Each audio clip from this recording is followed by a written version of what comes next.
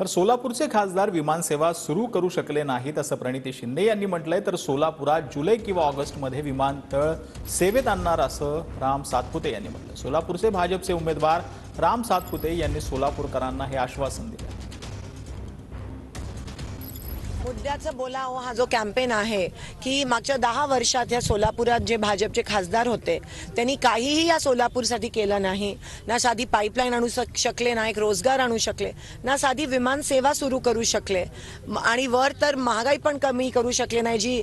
जे वचन आपल्याला दिलेलं की महागाई कमी करू किंवा 2 कोटी रोजगार उपलब्ध करून देऊ ते काहीही या ठिकाणी भाजप सरकारकडून झालं नाहीये। सोलापूरमध्ये माझं पहिलं विजन आहे की काहीही झालं तर सोलापूरमध्ये जुलै एंडला किंवा ऑगस्टच्या फर्स्ट वीकमध्ये सोलापूरमधून विमान टेक ऑफ झालं पाहिजे आणि त्याच्यासाठी जीवाचं रान करेल, त्या ठिकाणी मोदीजींपाशी जाऊन बसेल आणि सोलापूरमध्ये काही झालं तर जुलै ऑगस्टमध्ये विमानतळ सुरू करेल। हा माझा सोलापूरकरांना शब्द आहे, वचन, आणि ते मी पूर्ण केल्याशिवाय राहणार नाही।